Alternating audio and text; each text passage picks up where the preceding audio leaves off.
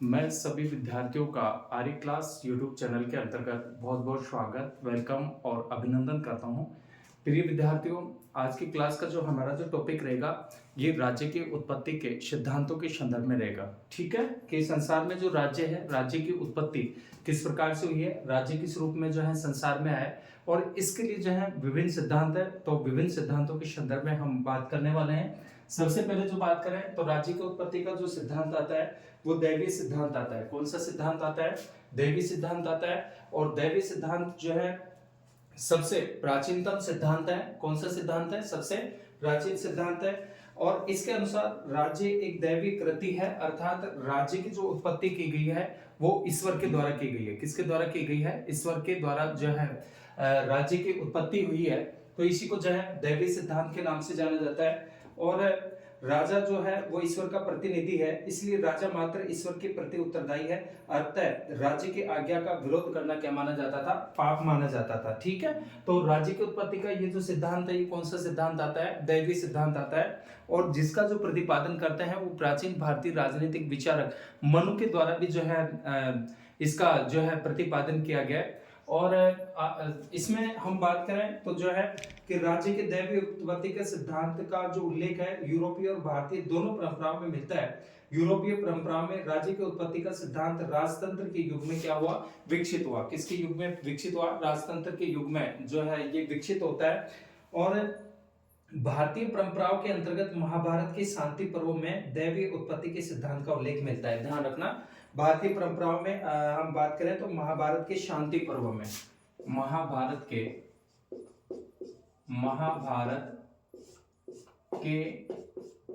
शांति पर्व में इसका उल्लेख मिलता है। शांति पर्व में इसका उल्लेख जो है मिलता है। ठीक है ना, इसका उल्लेख मिलता है। डियर स्टूडेंट, प्राचीन भारतीय जो राजनीतिक विचार है उसकी जानकारी हमें विभिन्न जो महाग्रंथ है, इसके अलावा पुराण है, इसके अलावा जो है स्मृतियां हैं और नीति शास्त्रों में हमें जो है प्राचीन भारतीय राजनीतिक चिंतन का जो है हमें उल्लेख मिलता है, विवेचन मिलता है। तो उसमें प्राचीन भारतीय राजनीतिक चिंतन के अंतर्गत जो मनु स्मृति है और जो मनु के द्वारा प्रतिपादित जो है ग्रंथ था, उसमें भी जो है राज्य की उत्पत्ति के कौन से सिद्धांत का प्रतिपादन किया गया है? दैवीय सिद्धांत का प्रतिपादन किया गया है। इसके अलावा महाभारत के शांति पर्व में भी दैवीय उत्पत्ति का सिद्धांत का उल्लेख मिलता है। अराजकता से त्रस्त होकर लोग ईश्वर के पास गए और ईश्वर ने उनको अराजकता से मुक्ति दिलाने हेतु मनु को उनका जो है शासक क्या किया? नियुक्त किया। इस बात का क्या मिलता है? उल्लेख मिलता है। ठीक है ना। और मध्यकालीन यूरोप में यह सिद्धांत विशेष लोकप्रिय था। सेंट ऑगस्टाइन, इसके अलावा सेंट एम्ब्रोज, लूथर, कॉल्विन आदि ने इसका क्या किया है? समर्थन किया है। अगर हम मध्यकालीन यूरोप में बात करें तो इस सिद्धांत का विशेष रूप से जो समर्थन किया, किस किस के द्वारा किया गया? सेंट ऑगस्टीन के द्वारा, सेंट एम्ब्रोज के द्वारा, लूथर, कॉल्विन आदि ने इसका समर्थन किया। और राज्य के दैवीय उत्पत्ति सिद्धांत की पुष्टि करने के लिए रॉबर्ट फिल्मर ने अपनी कृति पैट्रियार्क 1680 के अंतर्गत यह तर्क दिया कि ईश्वर ने आदम को पहला मनुष्य नहीं बनाया, वह धरती का पहला राजा भी था और वर्तमान राजा इसी के जो है क्या है? उत्तराधिकारी है। ठीक है ना। तो ये राज्य की उत्पत्ति का कौन सा सिद्धांत है? दैवीय सिद्धांत है।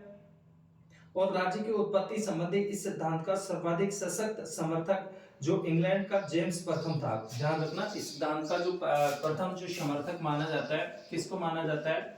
जेम्स प्रथम को इसका पहला समर्थक माना जाता है। इसका पहला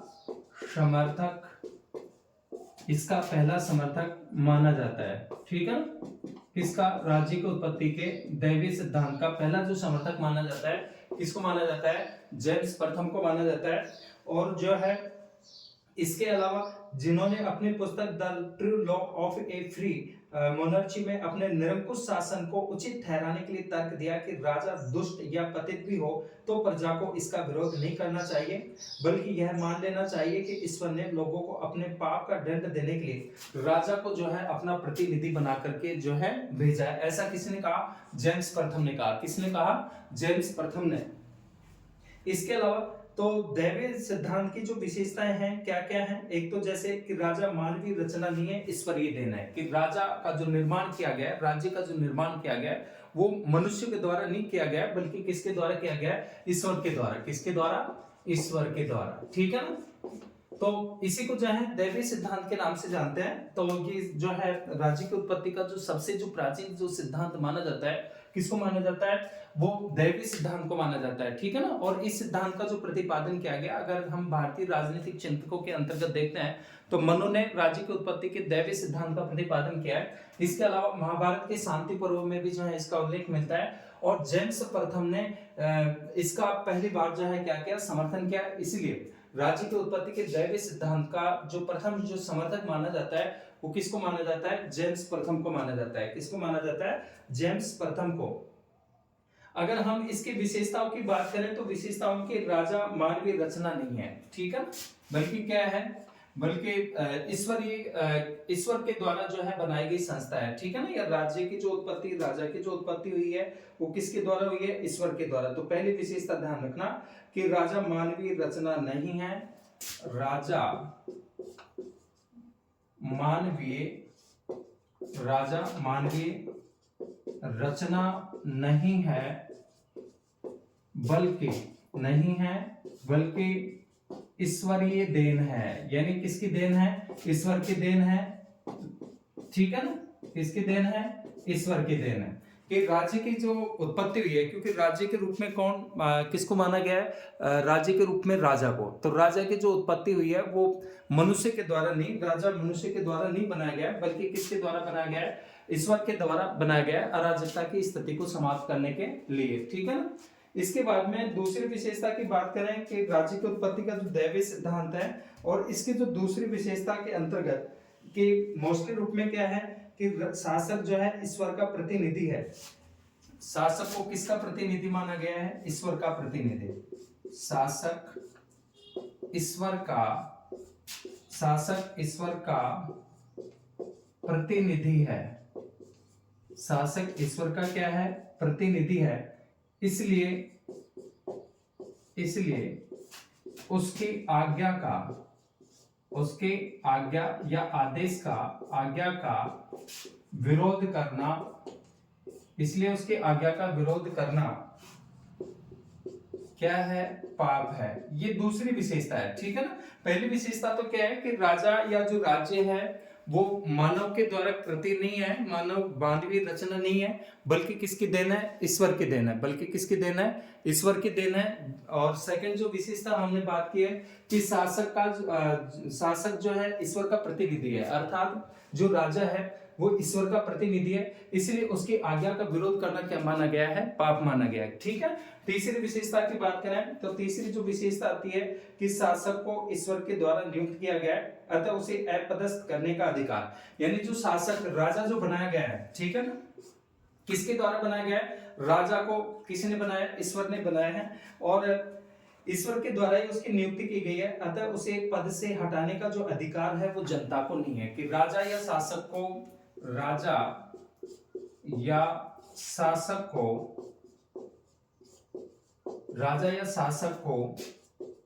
हटाने का अधिकार जो है जनता को नहीं है। ठीक है? कि शासक को या राजा को हटाने का जो अधिकार है, क्योंकि राजा या शासक की जो नियुक्ति की गई है वो किसके द्वारा की गई है? वो ईश्वर के द्वारा की गई है। किसके द्वारा की गई है? ईश्वर के द्वारा। इसलिए उसे अपदस्थ करने का जो अधिकार है, राइट है, वो जनता को नहीं होता है। ये इसकी तीसरी विशेषता है। नेक्स्ट विशेषता की बात करें तो शासक का जो पद है वो वंशानुगत है। ठीक है? शासक का पद कैसा माना गया है? वंशानुगत माना गया है। शासक का जो पद है वो वंशानुगत है। ठीक है ना? वंश परंपरा के आधार पर कि जो शासक का जो पद है, राजा का जो पद है वो क्या होगा? वो वंशानुगत होगा। क्या होगा? वंशानुगत होगा। ठीक है ना? तो देखिए फिर से रिवाइज करा देता हूं मैं आपको। डियर स्टूडेंट्स, राज्य की उत्पत्ति के जो सिद्धांत है कि राज्य और राज्य के रूप में, देखिए ध्यान दीजिए कि प्राचीन समय में अगर हम जो है मध्यकाल तक शासन प्रणालियों की बात करते हैं तो पहले जो शासन प्रणाली थी कौन से थे? राजतंत्र थी। कौन से थे? राजतंत्र, ठीक है ना। और प्राचीनतम शासन प्रणाली रही है, इसमें राज्य राज्य का जो प्रमुख होता था, राज्य के रूप में कौन होता था? राजा होता था। आधुनिक समय में हम बात करें तो आधुनिक समय में ज्यादातर देशों में लोकतांत्रिक सरकारें हैं, तो राज्य के रूप में कौन होती है? सरकार होती है। कौन होती है? सरकार होती है, ठीक है ना।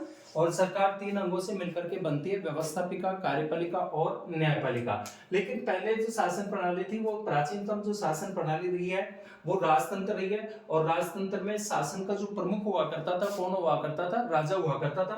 अब हम जो बात कर रहे हैं कि राज्य के रूप में उस समय जो राजा था, राज्य या राज्य की जो उत्पत्ति की जो थ्योरीज हैं, सिद्धांत हैं, उन सिद्धांतों की अपन बात कर रहे हैं।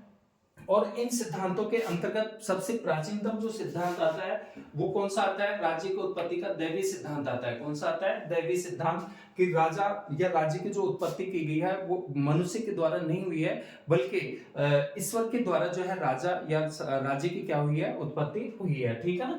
तो दैवी सिद्धांत क्या है कि राजा या शासक की जो उत्पत्ति है वो ईश्वर के द्वारा की गई है, और राजा को ईश्वर का क्या माना गया है? प्रतिनिधि माना गया है। राजा की आज्ञा का उल्लंघन करना जो है ईश्वर की आज्ञा का क्या माना गया था? उल्लंघन, जिसको पाप माना गया।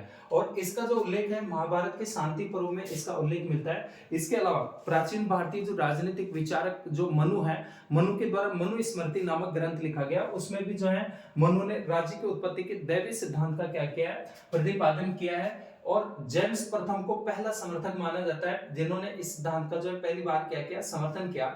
उसके बाद में हम राज्य की उत्पत्ति के दैवी सिद्धांत की विशेषताएं देख रहे हैं, और राज्य की उत्पत्ति के जो दैवी सिद्धांत की जो विशेषताएं, ठीक है ना, विशेषताओं में आपको ध्यान रखना है। विशेषताएं, विशेषताओं के अंतर्गत जो पहली जो विशेषता देखी है कि राजा मानवीय रचना नहीं है, अर्थात राज्य या राजा, क्योंकि राज्य के रूप में कौन होता था? राजा होता था, ठीक है ना। आधुनिक समय में राज्य के रूप में कौन है? सरकार है। तो ये कहा गया है कि इसकी जो मोस्टली जो विशेषता है कि राजा मानवीय रचना नहीं है, मनुष्य के द्वारा बनाया गया नहीं है, बल्कि ईश्वरीय देन है। अर्थात राजा या राज्य की जो उत्पत्ति हुई है किसके द्वारा हुई है? ईश्वर के द्वारा हुई है। किसके द्वारा हुई है? ईश्वर के द्वारा। दूसरी जो विशेषता देखी है कि जो शासक है वो ईश्वर का प्रतिनिधि है, अर्थात राजा को शासक का प्रतिनिधि माना गया है, इसलिए उसकी आज्ञा का पालन करना क्या है? पाप है। और नेक्स्ट जो विशेषता, तीसरी विशेषता की बात करें तो राजा या शासक को हटाने का जो अधिकार है वो जनता को नहीं है, ठीक है ना। क्योंकि राजा की जो नियुक्ति की गई है वो किसके द्वारा की गई है? ईश्वर के द्वारा। किसके द्वारा हुई है? ईश्वर के द्वारा। इसलिए राजा या शासक को जो हटाने का जो अधिकार है वो जनता को नहीं दिया है, ठीक है ना। नेक्स्ट विशेषता फोर्थ नंबर पे बात करते हैं तो शासक का जो पद है वो क्या माना गया है? वंशानुगत माना गया है, अर्थात जो राजा है उसका बेटा जो है क्या होगा? शासक बनेगा, और फिर उसके बाद में उसका बेटा शासक बनेगा। इस प्रकार से वंश परंपरा के आधार पर, ठीक है ना। तो राजा या शासक का जो पद है वो कैसा माना गया है? वंशानुगत माना गया है। तो डियर स्टूडेंट्स, प्रमुख रूप से जो है ये राज्य की उत्पत्ति का दैवीय सिद्धांत था, और इसके बारे में और भी मैं आपको बता दूं कि दैवीय सिद्धांत की मान्यता इतिहास में यहूदियों में, ईसाइयों में, यूरोप के धर्म सुधार काल में और हिंदू धर्म ग्रंथों में बहुत समय तक यह रही। जैसा कि गेटल कहता है कि मानव इतिहास के दीर्घ काल तक राज्य ईश्वर कृत अर्थात दैवी समझा जाता था, और सरकार का स्वरूप क्या था? धार्मिक था।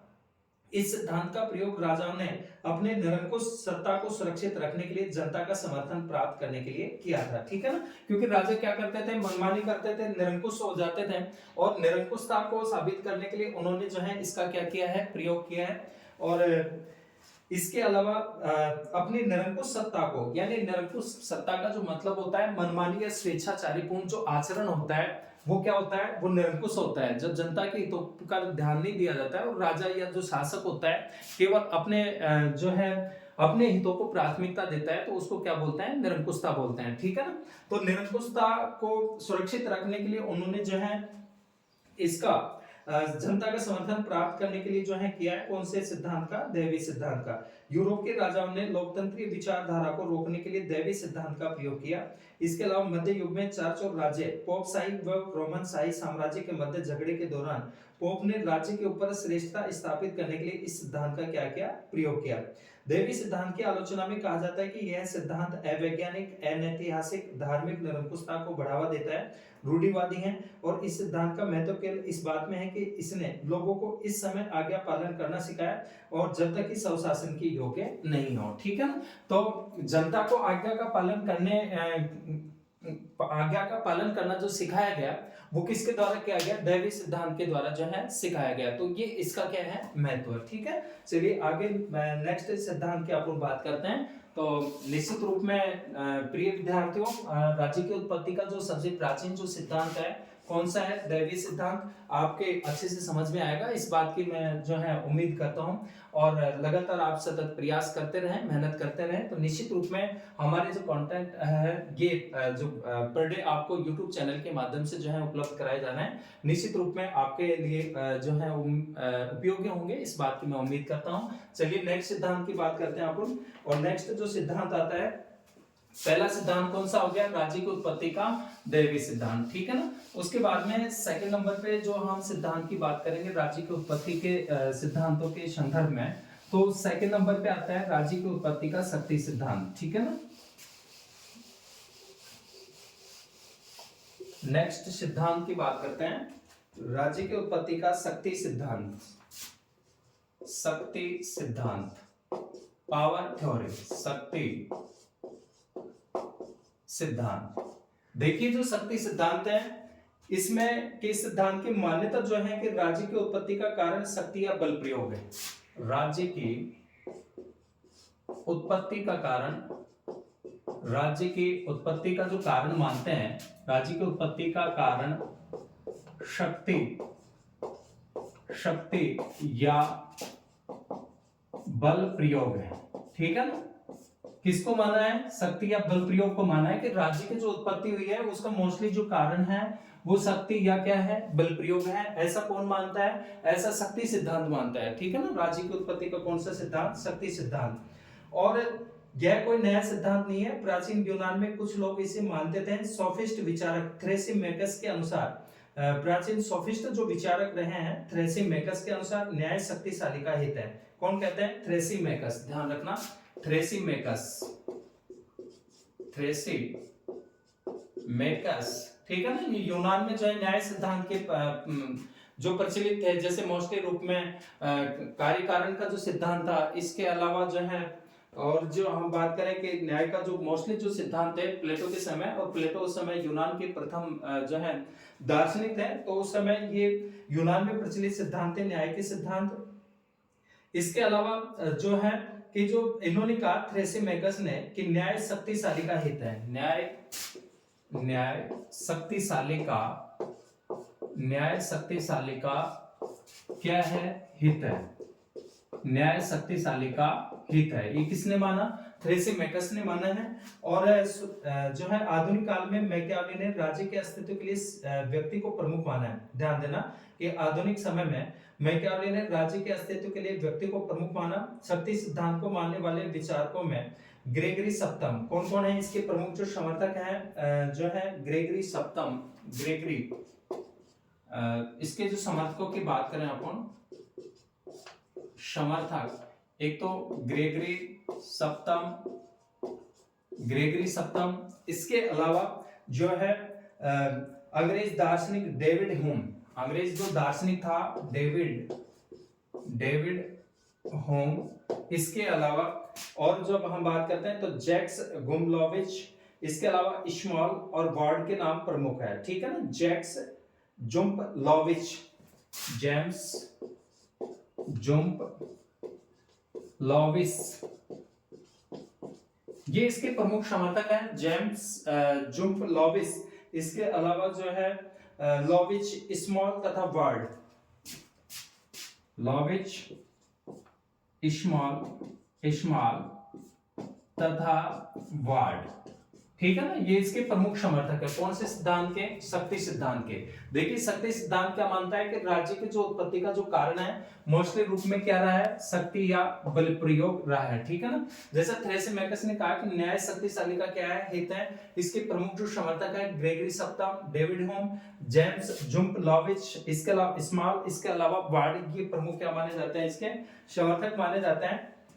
और आधुनिक समाजशास्त्रियों ने भी शक्ति सिद्धांत का समर्थन किया है, अतः इसे राज्य की उत्पत्ति का समाजशास्त्रीय सिद्धांत भी कहते हैं। ध्यान रखना, शक्ति सिद्धांत को राज्य की उत्पत्ति का कौन सा सिद्धांत भी कहा जाता है? समाजशास्त्रीय सिद्धांत भी कहा जाता है। ठीक है ना, कौन सा सिद्धांत? समाजशास्त्रीय सिद्धांत भी इसको जो है कहा जाता है। शक्ति के सिद्धांत का सर्वाधिक समर्थन जो है ओपेनहाइमर ने अपनी पुस्तक राज्य में किया है। वह कहते हैं कि राज्य वह संगठन है जिसमें एक वर्ग अन्य वर्गों के ऊपर अपना आधिपत्य स्थापित करता है, और ऐसे वर्ग संगठन का जन्म केवल युद्ध द्वारा एक राष्ट्र के दूसरे समूह पर विजय द्वारा ही संभव है।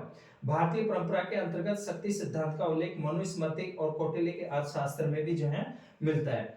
इसकी विशेषताओं की बात करें तो राज्य की स्थापना शक्तिशाली पुरुषों या राज्य की जो स्थापना की गई है, विशेषता की बात करें अपन शक्ति सिद्धांत की विशेषताएं, तो विशेषताओं में मोस्टली रूप में क्या क्या है कि एक तो राज्य की स्थापना शक्तिशाली पुरुषों द्वारा, राज्य की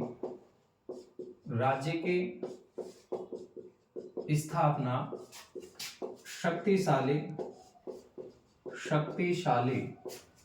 पुरुषों के द्वारा, शक्तिशाली पुरुषों के द्वारा निर्बल लोगों पर शासन करने के लिए की गई है। राज्य की जो स्थापना हुई है वो शक्तिशाली पुरुषों के द्वारा निर्बल लोगों पर, निर्बल यानी कमजोर लोगों पर शासन करने के लिए, राज्य की स्थापना शक्तिशाली पुरुषों के द्वारा निर्बल लोगों पर शासन करने के लिए की गई है। ठीक है ना, करने के लिए की गई है। एक तो इसकी ये विशेषता है, किसके? राज्य के उत्पत्ति के शक्ति सिद्धांत की। ठीक है ना, नेक्स्ट जो विशेषता की बात करें तो शक्ति सिद्धांत के अनुसार युद्ध मनुष्य की सर्वोत्तम कृति का प्रतीक है। किसको मानते हैं? ये जो है युद्ध को प्रमुख रूप मानते हैं। तो सेकंड जो विशेषता है, युद्ध को इन्होंने प्रमुख माना है, युद्ध को इन्होंने प्रमुख माना है। ठीक है ना, यहाँ पे ये भी कह सकते हैं कि लोगों पर शासन करने के लिए या लोगों पर नियंत्रण स्थापित करने के लिए जो है राज्य की क्या हुई है? स्थापना हुई है। किसके अनुसार? ये इसकी विशेषता है शक्ति सिद्धांत की। दूसरी जो विशेषता आती है कि युद्ध को इन्होंने जो है प्रमुख माना है। किसने? शक्ति सिद्धांत के प्रमुख समर्थकों ने। और इस सिद्धांत के प्रतिपादक या समर्थकों का मानना है कि शक्ति ही न्याय है। ठीक है, तीसरी जो विशेषता है, क्या मानते हैं? कि शक्ति ही न्याय है। शक्ति ही क्या है? न्याय है। इसके अलावा जो है, जैसे डेविड ह्यूम ने अपनी पुस्तक शासन की उत्पत्ति के अंतर्गत लिखा है कि राज्य की उत्पत्ति उस समय हुई होगी जब किसी मानव दल के नेता ने शक्तिशाली व प्रभावशाली होकर अपने अनुयायियों पर अधिकार जमाकर उन पर हुकूमत थोपी होगी। ठीक है ना, वॉल्टेयर के अनुसार प्रथम राजा एक भाग्यशाली योद्धा था। किसने लिखा है? वॉल्टेयर ने। ठीक है ना, कि जो पहला जो राजा था वो कैसा था? वो भाग्यशाली जो है एक योद्धा था। इसके अलावा लेनिन ने कहा है कि राज्य जनसंख्या के अधिकांश भाग पर शासन करने वाले पूंजीपतियों के हाथों में शोषण का क्या है? एक साधन है। शोषण का क्या माना है? साधन माना है। नेक्स्ट सिद्धांत की बात करते हैं अपन, सामाजिक समझौता सिद्धांत। नेक्स्ट, राज्य की उत्पत्ति के सिद्धांतों के अंतर्गत कौन सा सिद्धांत आता है? सामाजिक समझौता सिद्धांत।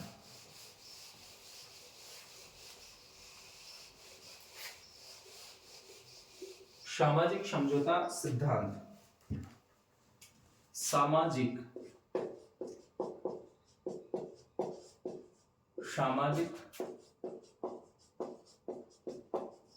समझौता सिद्धांत, अर्थात समझौते के माध्यम से किसकी उत्पत्ति हुई है? राज्य की उत्पत्ति हुई है। ठीक है ना, सामाजिक संविदावादी जो विचारक हैं, डियर स्टूडेंट्स और प्यारे साथियों, जो हैं जो सामाजिक सोशल कॉन्ट्रैक्ट जो थ्योरी है, सामाजिक समझौता जो सिद्धांत है, और आधुनिक जो समझौतावादी जो विचारक हैं, कौन कौन है? एक तो है थॉमस हॉब्स। कौन कौन है? एक तो हॉब्स है, एक कौन है? जॉन लॉक है, और एक कौन है? Jean Jacques Rousseau. ठीक है ना, तो तीनों जो विचारक हैं ये पाश्चात्य राजनीतिक विचारक हैं, और इन्होंने राज्य की उत्पत्ति का जो आधार माना है वो किसको माना है? वो सामाजिक समझौतों को माना है। और उदारवादी परंपरा में राज्य की उत्पत्ति तथा प्रकृति के दो सिद्धांत प्रचलित थे, एक सामाजिक समझौता का सिद्धांत और एक ऐतिहासिक विकासवादी सिद्धांत। तो 17वीं और 18वीं शताब्दी तक राजनीतिक विचारधारा में सामाजिक समझौतावादी सिद्धांत का अत्यंत महत्वपूर्ण था। और इस सिद्धांत के अनुसार राज्य दैवीय न होकर मानवीय संस्था है, ठीक है ना। इन्होंने राज्य को, ध्यान रखना कि राज्य दैवीय न होकर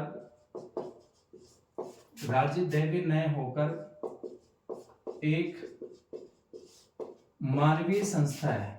अर्थात किसके द्वारा बनाई गई संस्था है? ये मनुष्य के द्वारा बनाई गई कृति है, संस्था है, ठीक है, न कि जो है ईश्वर के द्वारा बनाई गई संस्था है।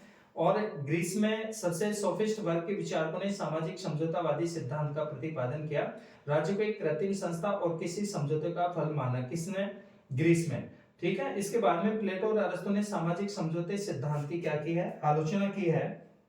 इसके अलावा जो है आगे हम जो बात करते हैं कि जो हॉब्स और लॉक, जो रूसो हैं, कि हॉब्स अपने जन्म के विषय में कहता है कि मैं और मेरा भय जुड़वा भाई है।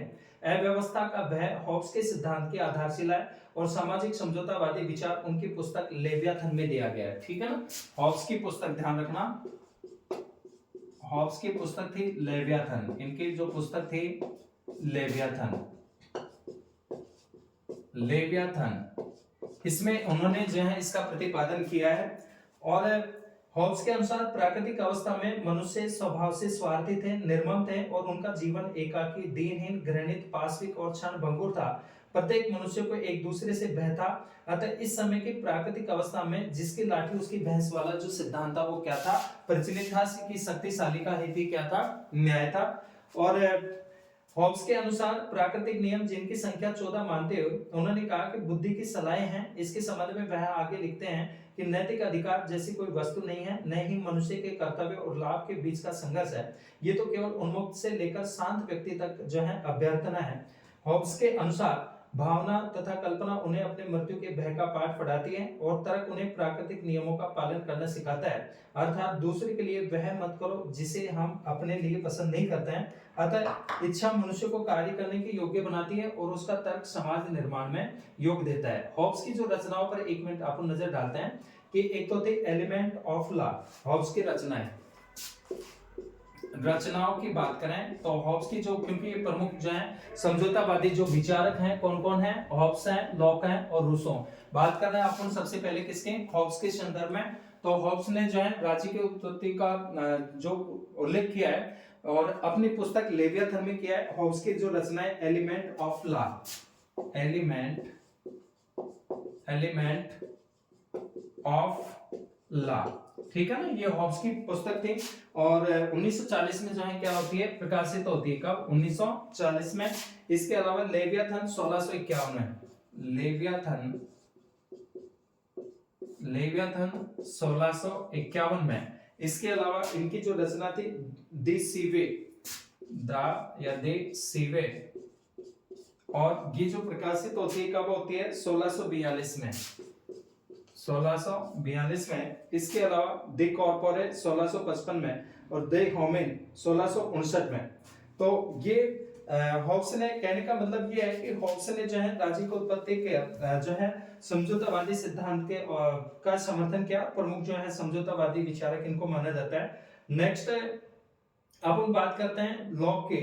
तो लॉक का जो उद्देश्य था उसमें जो है मोस्टली रूप में हॉब्स से भिन्न था। और हॉब्स ने 1649 की खूनी क्रांति के बाद राज्य के विवेक सम्मत आधार की स्थापना, सामाजिक समझौते का सिद्धांत का प्रतिपादन किया, जबकि लॉक का उद्देश्य 1688 की गौरवपूर्ण क्रांति को उचित ठहराना था। इसी कारण उसके विचार हॉब्स से थोड़े भिन्न हैं। लॉक ने सामाजिक समझौते के सिद्धांत का प्रतिपादन 1690 में प्रकाशित अपनी पुस्तक two treatise of on civil government में किया है, ठीक है ना।